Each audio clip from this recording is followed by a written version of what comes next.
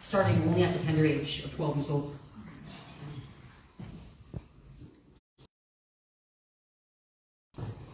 I really quite looked up to my older brothers and my dad. I like playing games with them. I really hoped that one day I would be just as cool and strong and funny as they are. And oftentimes, I felt as though it was very difficult for me to fit in with the other girls around my age, and even some of the women in my own family. I felt alienated. And it didn't help that, though I was diagnosed previously and medicated for ADHD, I actually had an undiagnosed case of autism that made it difficult for me to socialize and fit in with the peers around me. And I also started puberty at a very young age. I was about 8 or 9 when my breasts started to come in. And it was very uncomfortable for me. Not only to pretty much watch my body develop faster than I was as a person, but also dealing with the social repercussions of that. People making comments on my body and seeing a lot of the general just negative messaging around being female in general made it so that I wasn't really looking forward to growing up into a woman. At times I felt as though I would just have been happier if I had been born a boy. But that was the way that I was supposed to be, because I didn't like the attention that being feminine or my developing body brought to me. And I felt like I never would be feminine or pretty enough or sexy enough to ever make a good adult woman.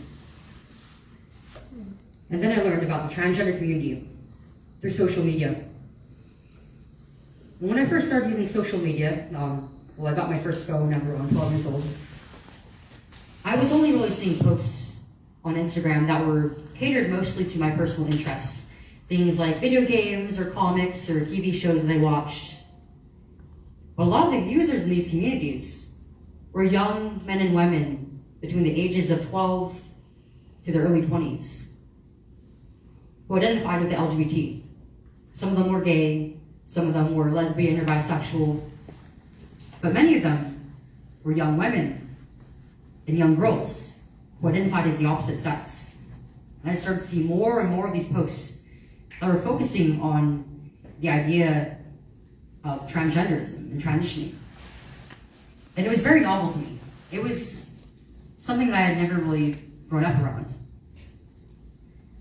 But it was just so interesting to me, because it was the community in general was very focused on things like self-expression and discovery, and people from all walks of life coming together and bonding. And as a girl who didn't really have much of a sense of community growing up, it was something that hit really close to home to me. It was one of those things that I had always wanted for myself. And the idea that I didn't have to grow up into a woman, that I was born in the wrong body, that I had the brain of a boy and the body of a girl, was a convenient explanation as to why I felt like I just couldn't be like the other women in my life. And at the age of 12, I began to identify as a boy named Leo. And after a few months, I came out to my mom and dad through a letter. And when they read it, and when they talked to me, initially they were fairly supportive. And they wanted to accommodate me however they could with referring to me by my preferred name and allowing me to express myself the way that I wanted to. But they were also concerned. They never had really heard anything like this from any of my older siblings. And this was not something that they were really equipped to deal with. But they had a very sensible head around it. They didn't really, of course they didn't want me to make any permanent decisions around my body, but they also wanted to make sure that I was getting the care that I needed. And so when they did their research online, they discovered that our healthcare provider, Kaiser Permanente, was recommended as a top choice in our state for care of youth who experience gender dysphoria. And to them, care meant that they were going to dive deeper into these feelings of mine, that I was going to taught how to cope with these feelings until, at the very least, I was legally an adult and had more agency around myself. But they were naive in thinking that. They did not expect what was to happen next when they brought me to the doctors. When I was speaking to the therapist in those appointments, they only really took the approach of affirming me rather than really thinking about, really diving deep into what was causing this for me. And it was very clear that there was something deeper. But they didn't care. They were focused really on letting me, as the patient, as the child, get what I wanted, rather than what it was that I needed. I was failed by these adults. My family was failed by these adults who were supposed to help us. And yet when my mom and dad came to them with their concerns about why I wanted to start this so bad, why I couldn't wait until I was an adult, why it had to be now, what the chances were that I regret this if we started this now, and what it could mean for my life. And they were told, we didn't have any other choice. That I knew exactly what I wanted. It didn't matter that I was a child, because they said gender identity is something that is innate and easily understood by children. They cited suicide statistics of transgender people to convince them that if I wasn't affirmed in this identity that I made for myself, then I would become suicidal and very likely would be dead. They were essentially given the ultimatum of having either a dead daughter or a living transgender son. And they chose the only option that they were given. Because when you as a parent are presented the option of either death or treatment by a doctor for your child, what wouldn't you do to save them? But they were lied to. These weren't the only two options for me. I very well could have grown out of these feelings into a normal, tomboyish adult woman. But I wasn't given that choice. And in fact, they weren't even including my mom and dad in these appointments. They were made to step out of the room every single time. And they were never followed up with what was actually discussed during these appointments. They had no idea what I was feeling. And frankly, I was going through the normal ebbs and flows of being a young adolescent girl. And I simply wasn't allowed to just grow into it. And so at 13 years old, just halfway through my 8th grade year of middle school, they started me on the physical treatments. The first intervention was Lupron, which they used to block the production of the sex hormones in my body and stop my puberty. And I was on these for roughly a year, and for about a month or two, I was on them alone. And during that period of time, when my body was completely devoid of sex hormones, I basically went into a chemically induced menopause. So at 13 and a half, I was experiencing symptoms like hot flashes, which were, I think, best described as this uncomfortable hot feeling intermittently popping up into my body every now and then. And it was accompanied by these sensations of tingling, of itching, and even burning in my hands and fingers and arms. And I was very lethargic during this time. It was very hard in my day-to-day. So when I was started on the very next intervention, the testosterone, I felt great. I mean, I was on a literal steroid. I had the sun boost in my energy.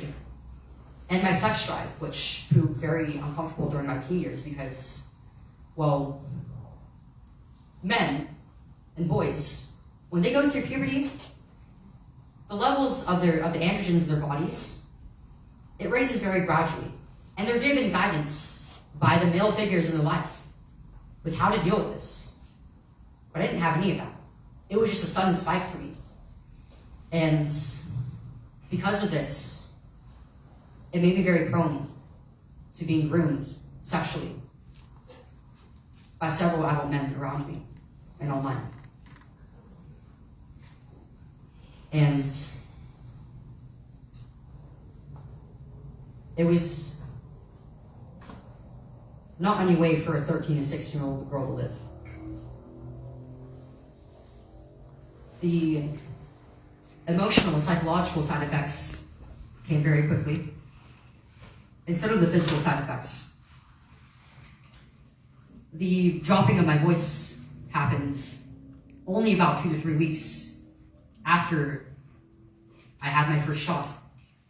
And it was very deep, very dramatic. And I actually had a deeper voice than most of my male peers did. And even some of the adult men in my life, like my teachers, and even the men in my family. My face and my body started to change. My hair, both on my head, my eyebrows, my facial hair, and the hair on my limbs started to thicken. And now I was developing muscle.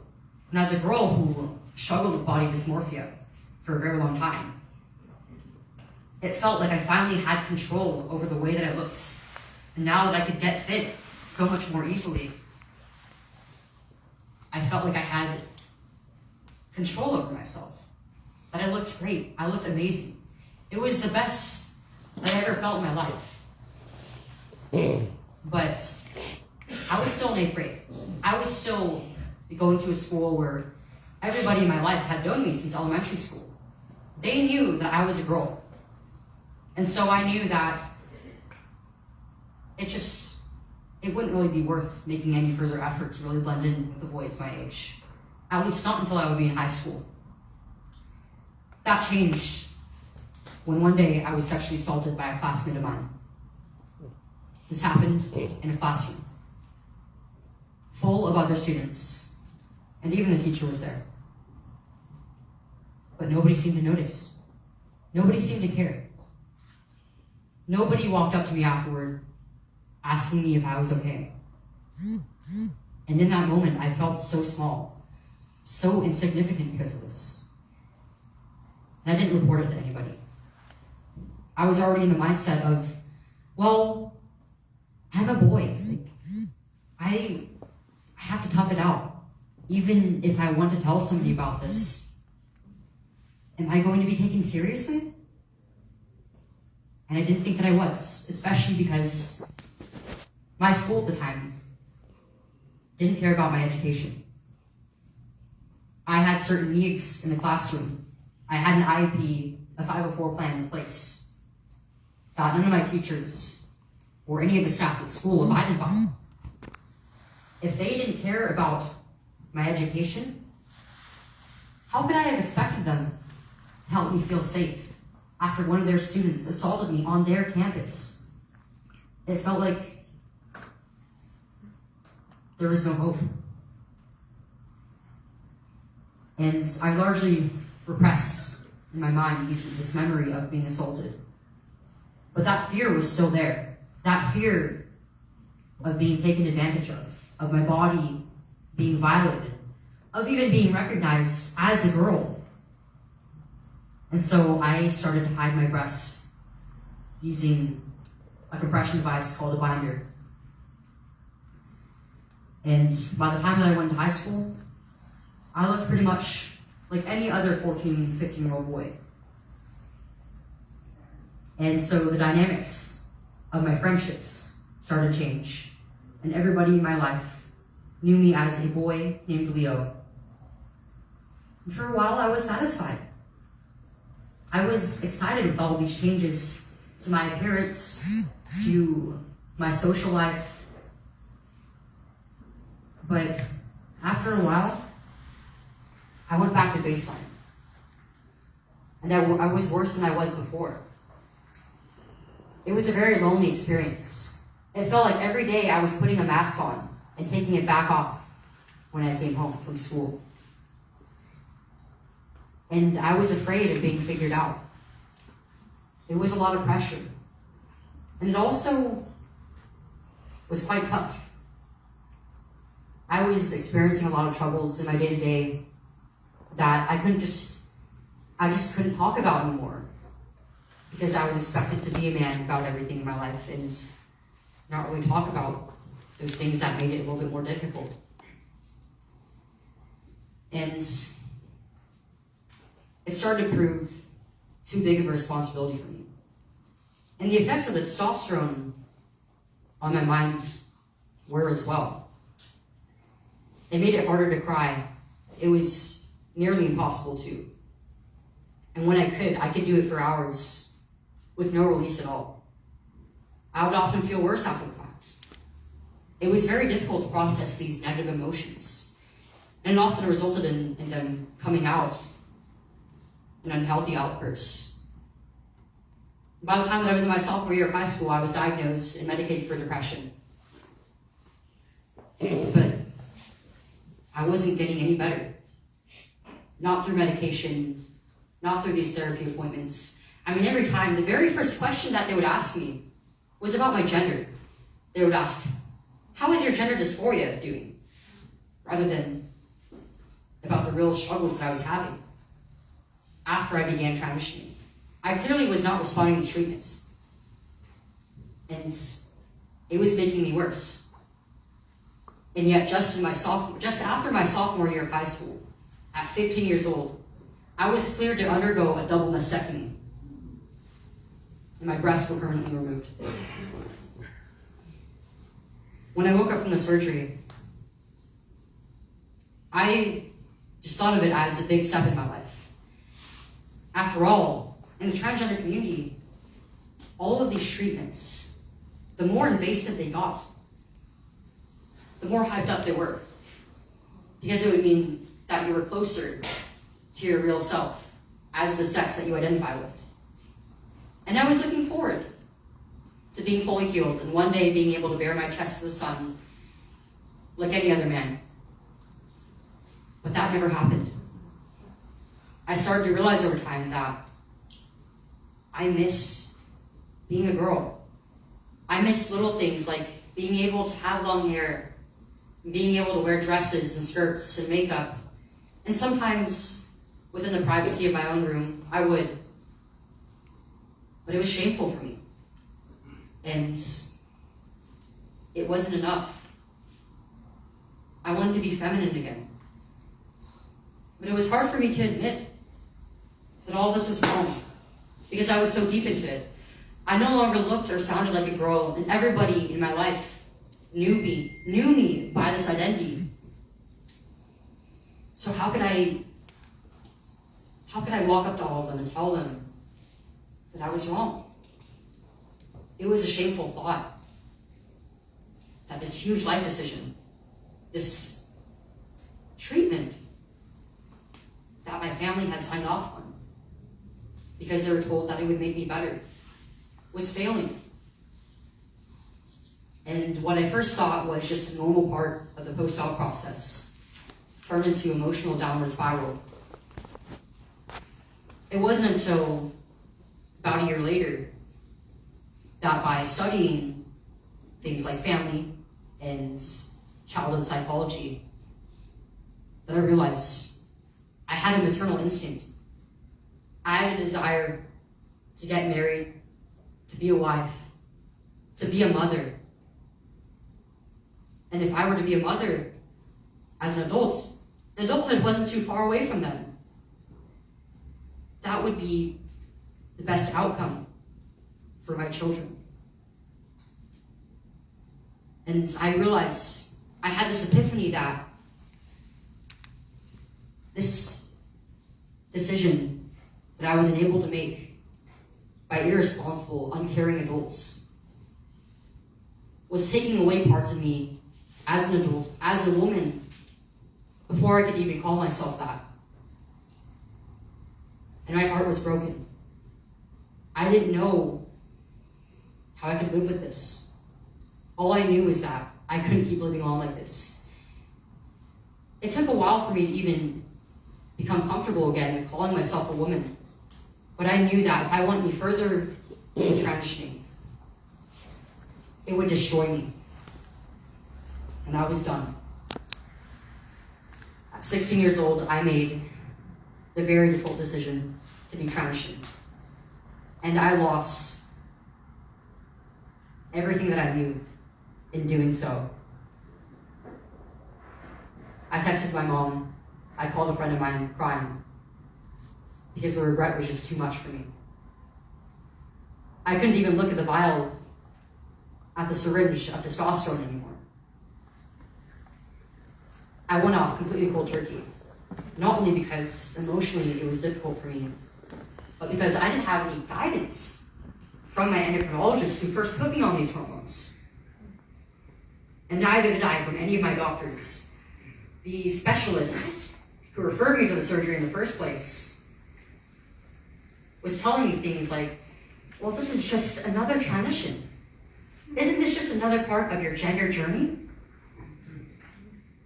I wasn't being given regular blood tests to track my hormones and the health of my body. And I became very sickly after I had stopped. Within just 2 months after the fact, I dropped about 20 to 30 pounds. I was very sickly. And even my surgeon, when I went back to him to report my regret, I was told, well, I thought it was okay because, well, this other doctor signed off on it, as if I weren't a perfectly healthy 15-year-old girl with perfectly healthy breasts. And when I told him about the complications that I was experiencing with my surgery, with the skin grafts that they use suddenly turning to open wounds 2 years post-op, he told me to just put Vaseline on it. And I took his advice, as nonsensical as it was, because I thought his laissez-faire attitude about it meant that, well, maybe he had seen another patient go through this. Maybe this is the way to fix it. They gave me a skin infection. And that was the final nail in the coffin to my trust of these doctors that I had. And even on the non-medical side of things, in my social and personal life, I suffered greatly. I lost all of my friends at school. I lost all the support that I had within the transgender community. This group of people that I once thought of as a second family to me. The moment that I started talking about the regret and how ugly I felt because of these treatments and the pain that I went through because of them, they abandoned me. They turned their backs on me. But they didn't just ignore me. No, they went out of their way to be cruel to me. They told me, you're not a victim. You knew exactly what you were doing to yourself. You don't have anybody but yourself to blame for this, even though with every step of my transition, I was celebrated more and more. I was shamed for talking about the pain. I was told that I was only making people uncomfortable.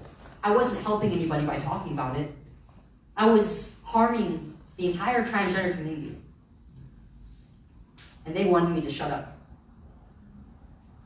And for a while, that meek little 16-year-old girl that I was did shut up. I didn't want to harm this community that I loved, that I thought loved me. And I didn't want to be treated so cruelly just for talking about what happened to me. But I soon discovered that everything that I had been told by this community, by my own doctors even, was a lie. And that there were thousands of other people out there just like me who had been through transition and back. When I started to interact with this community, for the most part, it was adults who I was speaking to, who had been through the transition process medically as adults. But I had this lingering feeling that I couldn't have been the only one who this happened to as a child. It was comforting knowing that I wasn't the only one who had suffered in this way. But it also killed me knowing that there were many other people out there just like me. And I didn't know how many of those were children. But I knew there had to be at least another child out there who had been hurt by this. And if I got the response that I did from the transgender community, just for talking about it, I mean, what were those other kids out there experiencing? When I first started detransitioning, it was a lonely, painful experience. And it's not something that I wish on my greatest enemy. I felt as though I had a responsibility to use my story and the pain that I had gone through for good, to help elevate the voices of other people who have been hurt in the very same way.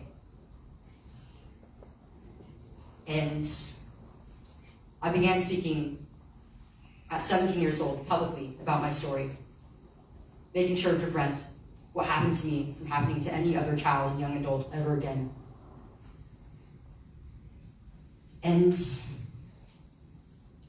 at first, I started very small. I just made a little Twitter account that, well, before that, I spoke to my family and some of my friends about it.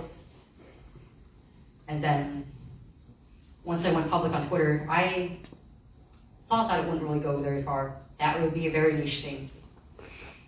But soon there were dozens of parents and family members of gender dysphoric children reaching out to me, asking me for help. Eventually there were reporters coming in. And then one day I was asked to speak on legislation to help other children. And since then, thousands of other detransitioners have come forward. And dozens of us, dozens of others, have come out to do the very same thing. To speak on legislation, to prevent history from repeating itself. Now, when you hear stories like mine, when you hear my story, you might be thinking, wow, what's going on in California? That's rough. The truth is, this is hardly just a California issue. This is something that is happening in every single state. My home state has passed Senate Bill 107 that makes it a sanctuary state for children in other states to flee to California. It ignores the custody laws of other states. And police in California will not look for those missing children. It is evil. And right now, California is trying to do the very same within our state. Trying to implement a law that will make it so that parents who are living there, one day, their children just might not come home. And the only reason that hasn't passed yet is because they're still building housing for those children to run away to. But this is something that's already happening in our communities across the states.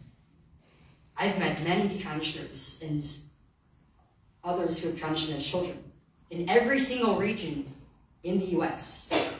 A friend of mine received treatment in North Carolina starting at only 16 years old. And I've spoken to quite a few people during my short stay here in South Carolina who have friends and family with minor children who are in various stages of the transition process, both socially and medically. And so far, 20 out of the 50 US states have passed measures to protect children. But that's less than half of the United States. That is not enough. We must keep fighting to rid this practice of manipulating mutilating, and sterilizing children from our country. And transition for 18 and up, it's legal in every single state. And without medical boards and other organizations improving the standard of care for young adults, these children will still get hurt. It's very easy for them to just get to the age of 18, and by the time that they're out of their parents' house, or even still living with them, they can secretly transition without the consent and guidance of their parents. The mentality of, well, once you're past the age of 18, you can do anything you want, even if it hurts you, is not enough. It's important that we put ballot measures and laws in place to stop this, but laws are not going to be enough. We need to hold these adults accountable through the legal system. And so far, 19 public lawsuits have been filed in the past 2 years by detransitioners. That includes myself.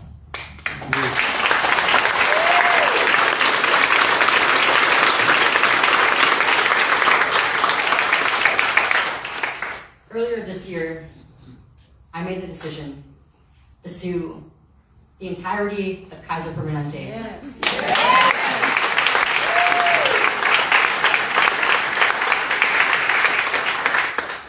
As well as the doctors who put me through this in the first place. Yep. And in doing so, I hope not only to hold these adults accountable, but also to create a precedent for other people who have been harmed by the system to seek justice for themselves as well and get the care that they need. But we also have to fix the problem at its root. Many of these children and young men and women struggling with gender dysphoria are incredibly hurt souls. Many of us are on the autistic spectrum or have another learning disorder. And almost every single one of us has some form of trauma, mostly of the familial or sexual sort. Many of us were neglected or abused by family, especially from very young ages. And almost every single one of us has a cluster B personality disorder or conditions like depression or social anxiety.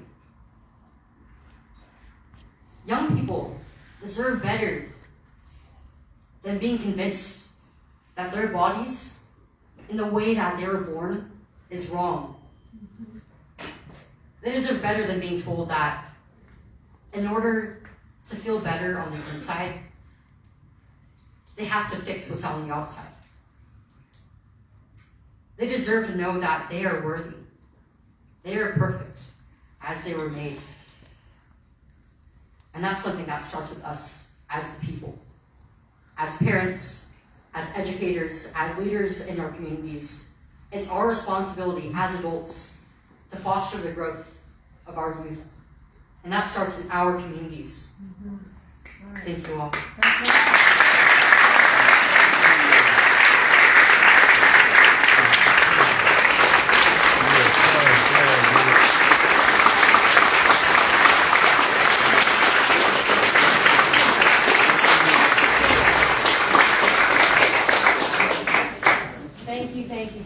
That was like incredible. I literally got teary-eyed a few times through your story. So thank you for being here. And does anyone have any questions you would like to ask? Yes. Okay. Yes, Cassie. How many of you all grew up as a tomboy? Would you raise your hands? Are you struck like I am? How what they would make of us these days? I mean, we could have been on the cusp of this. Yeah. And it just makes my skin crawl when I think of what we went through. Thank you so much for bringing this to attention and being brave enough. Because I mean, we were at the cusp. Some of us were. You should see a lot of us in this room. We're at that cusp, but we didn't have the malpractice on there. Thank you. Thank you, Cassie. Thank you. Yes. I mean, this is something that I hear time and time again from women in all these different generations. I have personally spoken to a lot of women who grew up being tomboys. Many of them still are tomboys as adults. Some of them even had phases where they cut their hair short, they wore only boys' clothing, and sometimes they would even go by a boy name. But they grew out of it because they were allowed to be kids. Yep. And that's something Right. that we're not giving our children anymore. Wow, that's a That's great it. saying. Yep, that's exactly it. Oh, Jean, you had a question? Yes. Chloe, thanks for being here, appreciate it. I don't mean to be paranoid, but can we talk about the political reasons behind this? Do you see this as part of a political agenda? I don't want to sound too crazy, but is there something, what is this all heading for? What are they looking to do? I mean, I believe at its core, it's an apolitical issue. Okay. Hurting children needlessly is something that everybody can agree is wrong. But the left has definitely succeeded in making it a political issue. And it's also something that is financially very beneficial for these Bing, doctors, bing, bing. for these Yeah. pharmaceutical companies, and for Money. these politicians who are sponsored by them. Yes, you have a question? Not really a question, just a comment. Maybe you already know this from your research, but for a young person like you, your brain is not fully developed until you're, for ladies 20, for guys 25. And the last part of your brain that develops is the frontal lobe, which is your reasoning skill to connect present decisions with the future, just so everybody knows. You don't have the mental capacity to make those decisions. Right. That's why I feel like 18 is such a weird marker for a lot of things, but especially for this. It's not like you turn 18 and magically you're completely mature. It's in order to make such a huge decision around your body, around any life decision really, it requires a lot of experience and understanding of the world. Sure. I mean, I'm 19 now. I know I'm not all the way there yet. You have a question? Yes. Oh, Cheryl, sorry. Hold on. So, in the transgender community, a lot of it has to do with that first encounter, which is what you ran into, of getting help, mental health. And that is what I have seen and heard and actually know firsthand, that that's where it all begins to fall apart. So that the mental health community is so full on board with this. And how have you talked to people about how are we getting the word back out to that community that what the hell are you doing? Right. Yeah. We're starting to see a lot of change actually. I've spoken to quite a few people within the medical community, within mental health, who disagree with this entirely, but they're not really sure how to combat this within their own profession. But stories like mine and of these families coming forward with what happened to them is bringing them hope. You have a question in the back? Yeah. I'm a teacher, I have a... Can you speak a little louder? First of all, you're really good. Yeah. Thank you.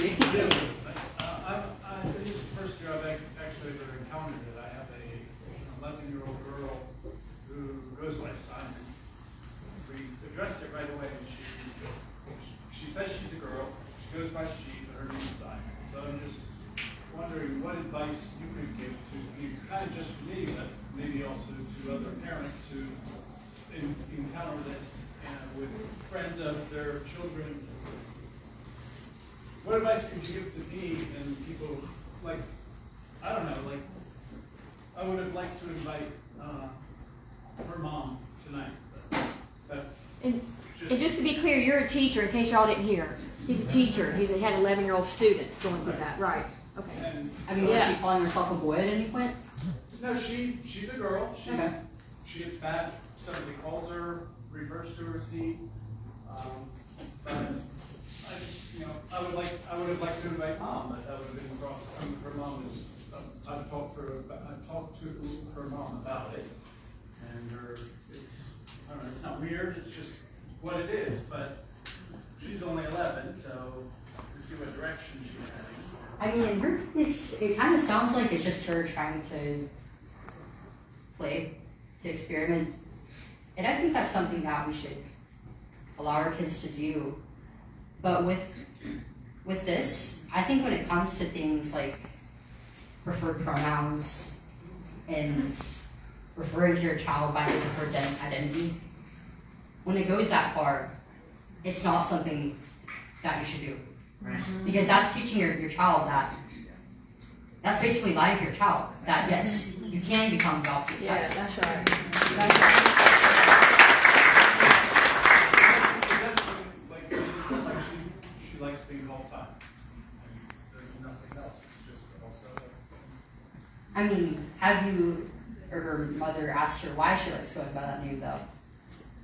They talk about it a lot, just, you know, I just didn't know if there's any, like, who hasn't said we need to get involved because there's a problem here, or, you know, just keep an eye out, but I didn't answering my own question by asking.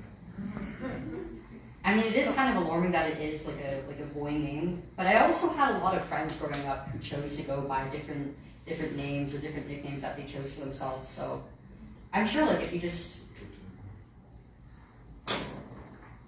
I guess, allow her to express herself and experiment, but also just allow her to be a kid that eventually she'll grow out of it.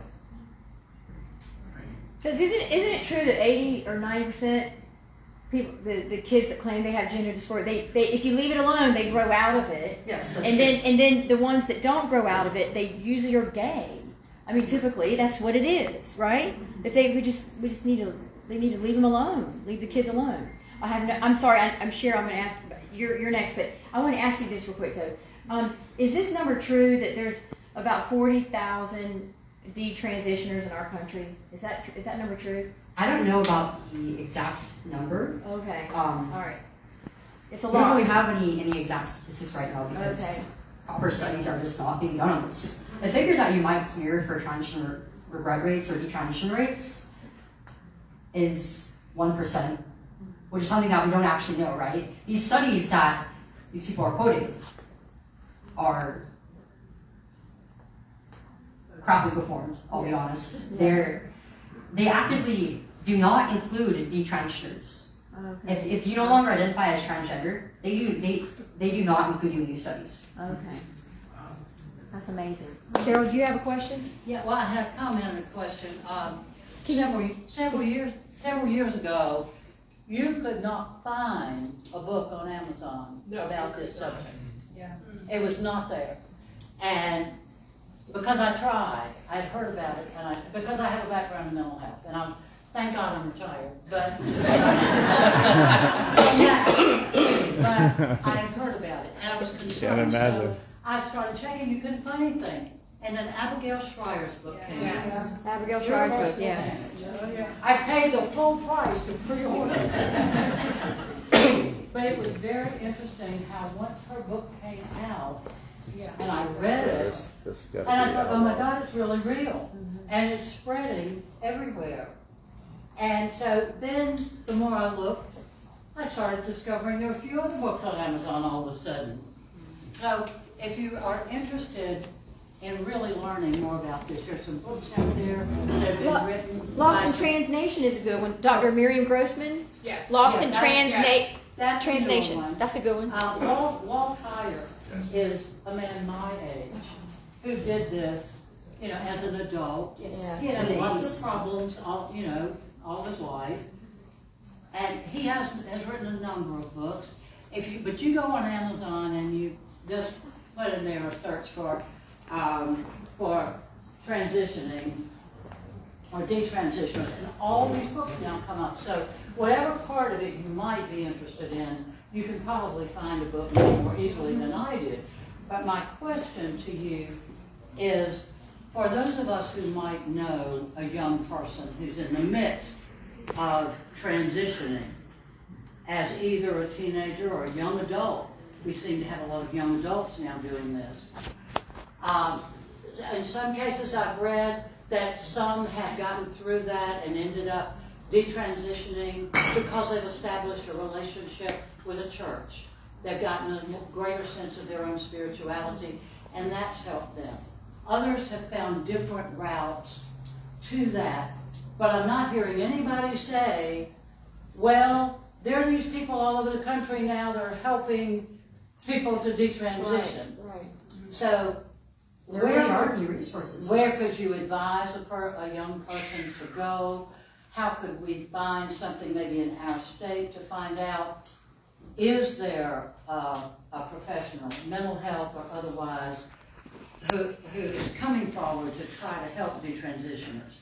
Yeah, there is a group by the name of GenSpect that focuses on the issue of gender in a more truthful light, and they do have some psychologists staff with them help people at least psychologically with detransitioning. Right now, there's not really a whole lot of solid networks of doctors who will help with the process, but there is a Bill of Rights being drafted for detransitioners and for people with gender dysphoria in general to improve their care and make sure that there is help after the fact. Well, that's great. Mike, did you have a question? Yes. Is there anybody that is married to say, no, you're not a boy? Any male figures? My older brothers, actually, they pushed back on it pretty hard. Especially my oldest brother. It was something that made our relationship very tense at the time, and he really was trying to do his best to try and help me. But, I mean, he was still pretty much a kid at the time. He didn't really have much of a say in what was going on. And now I'm just thankful that he did his best to protect me. He's awesome. Yeah, oh, okay. I Now. just have a Yeah. quick one. How much, I feel like this has exploded in the last 3 to 4 years, which happens to coincide with COVID, and kids being on their computers and TikTok Yeah. and Instagram a whole lot more. Do you attribute any of that as fuel to this fire? Absolutely. I mean, the isolation and loneliness of COVID was difficult for everybody, but especially for these kids who are going through school. I mean, children need to be face to face with their peers, with the people around them. I feel like within my generation, and especially with those who are younger, there was a lot of emotional and social milestones that were missed out on. And of course, it was the era of distance learning and TikTok and being completely online. So when you're missing out on all this interaction, one of the first places that these kids would go would be social media. So, And for me, that's entirely where it came from. So it makes sense that there has been a huge explosion in kids identifying as transgender after being in quarantine. And I've seen this. I've seen a lot of friends of mine, and I've talked to a lot of people, of older siblings, and aunts and uncles and parents of kids who suddenly started identifying as transgender during this era. oh, I bet, for sure. One more question. Charles, do you have a question? The last question? Yeah.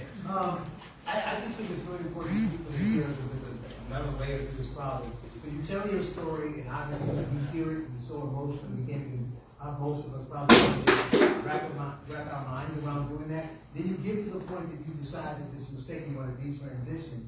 Tell them the other problem. This is probably what fascinated me most in my conversation with you and Luca. And so you make that decision that you want to detransition.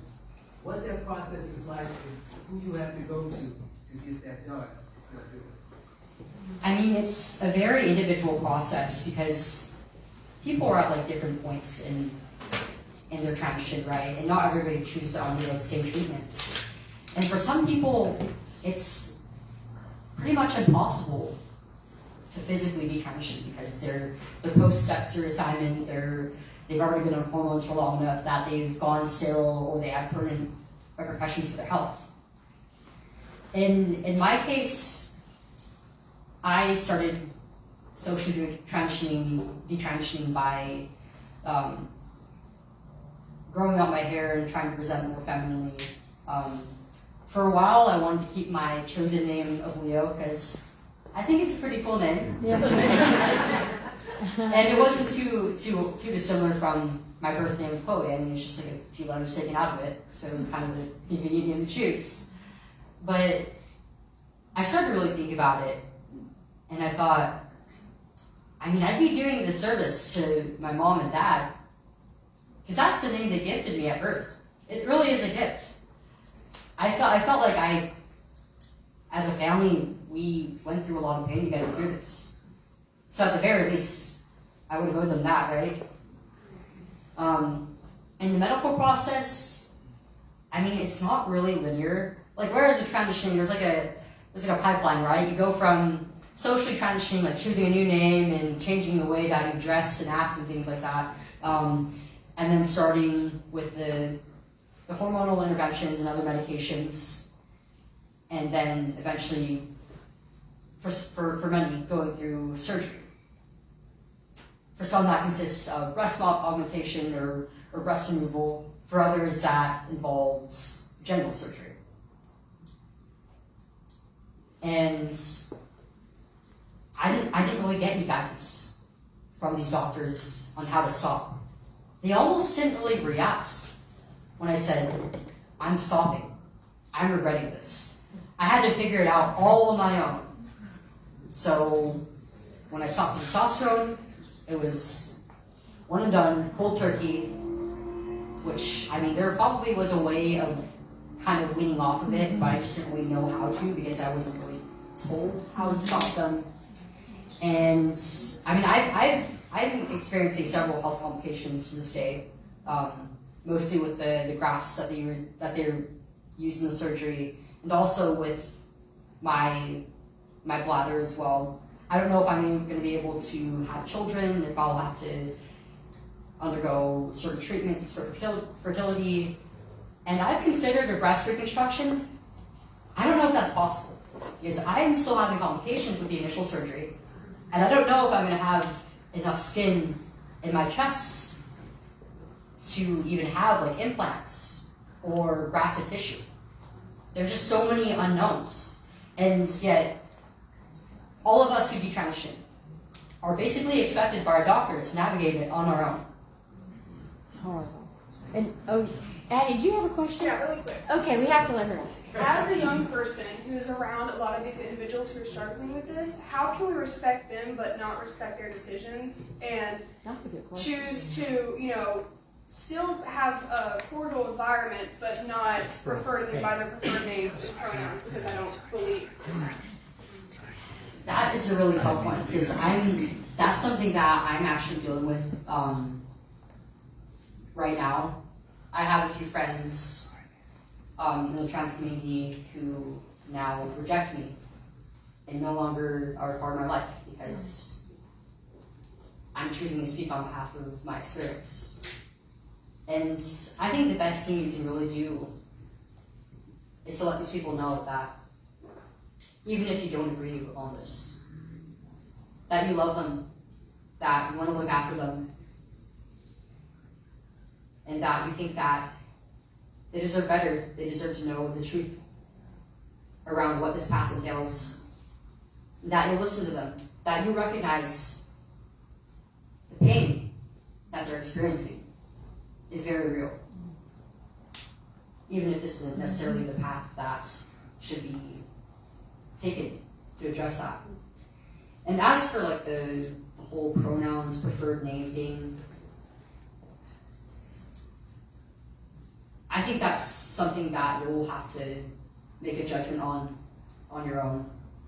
It really depends on what you value most.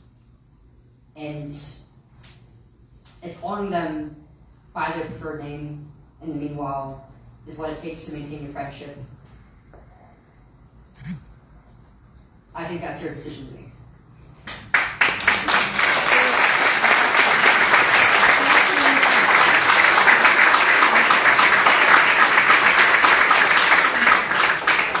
I think if you're an adult speaking to a child, though, it is definitely different because the dynamic changes. Children look up to us as adults for guidance, for truth.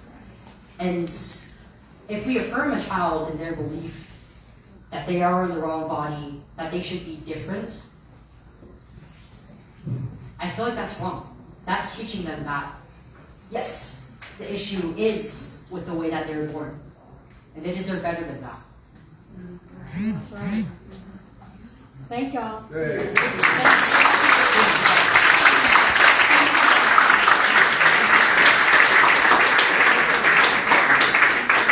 Okay, that was incredible. Can y'all believe that information, like that you learned tonight? I mean, really, it's overwhelming. Did anybody else get teary-eyed? Yeah, I did too, a couple times, but thank you so much, Chloe. Really, really, truly, thank you. So I guess if anybody needs to get to, watch parties tonight, you can